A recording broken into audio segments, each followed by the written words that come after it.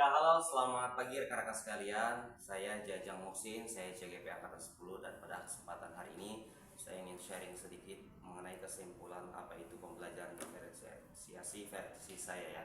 Jadi, ketika saya mempelajari modul ini, bagi saya pembelajaran diferensiasi adalah sebuah pembelajaran atau pendekatan yang mengakui adanya perbedaan di antara siswa. Oleh sebab itu, kita sebagai guru, sebagai teacher harus bisa memilah dan memilih berbagai strategi dalam penyampaian tema atau materi yang akan kita ajarkan di kelas. Misalnya ada siswa yang berkebutuhan audiovisual, kemudian ada siswa juga yang berkebutuhan kinestetik, ada siswa yang berkebutuhan visual. Nah, kita di sini harus bisa memfasilitasi mereka semua.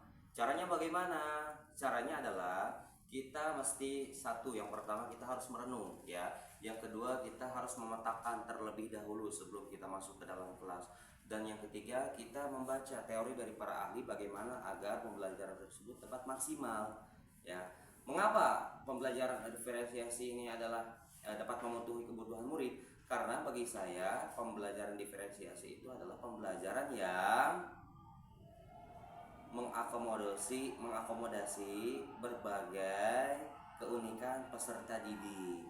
Caranya bagaimana? Nah, kita tahu bahwa diferensiasi teman-teman ada tiga ya, ada diferensiasi konsep, yang kedua ada diferensiasi konten, dan yang ketiga ada diferensiasi produk. Diferensiasi konsep bagaimana? Nah, ini penting untuk kita ketahui. Cara aksi nyatanya adalah kita memilihkan opsi kepada peserta didik yang masuk akal tentunya, yang logis dalam mereka memahami konsep. Ada yang bisa dengan permainan, ada atau bermain peran lah ya katakanlah. Ada yang bisa mereka nanti membuat project, ada juga yang mereka kita arahkan untuk membuat sesuatu yang mereka mudah pahami, yaitu mengenai konsep. Yang kedua mengenai konten.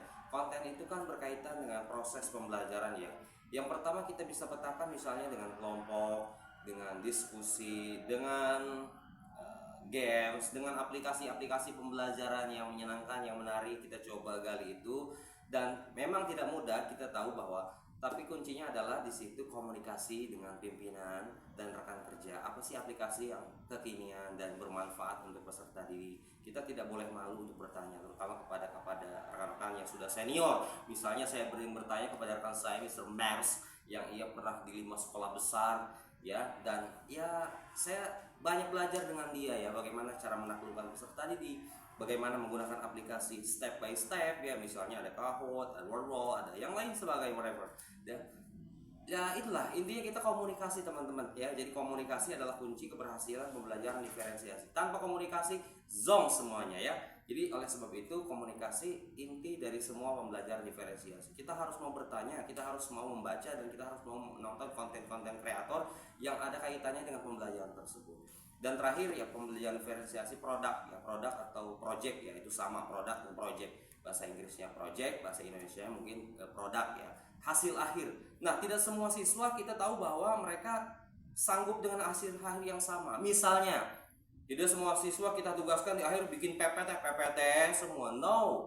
Tidak semua siswa kita tugaskan untuk menulis semua. No. Tidak semua siswa kita tugaskan untuk merangkum semua. No. Tidak semua siswa mungkin untuk kita arahkan untuk membuat produk yang sama lah. Tapi bagaimana dengan produk-produk yang tadi itu, pilihan-pilihan produk itu dapat mengakomodir kebutuhan murid teman-teman. Jadi ya untuk produk ini kita bedakan lah. Misalnya siswa yang introvert, pendiam segala macam, dan dia suka menulis ya, kita biarkan dia untuk menulis dan nanti menyimpulkan hasil tulisannya. Itu juga udah bagian dari produk gitu ya. Yang kedua, siswa yang hobi mendesain, ya kita arahkan dia untuk mendesain, misalnya desain Canva, PowerPoint, whatever apapun itu ya. Dan hasilnya kita minta jelaskan kenapa bikin seperti ini, dan itu cukup ampuh. Dan yang ketiga misalnya ada siswa yang suka bikin ngeflow video, nggak apa-apa, itu juga bagian tugas, mereka akan membuat video tugas akhir dan yang lainnya. Ada juga siswa yang suka bermain peran, misalnya kita akan membuat film, project segala macam. Jadi teman-teman begitu ya.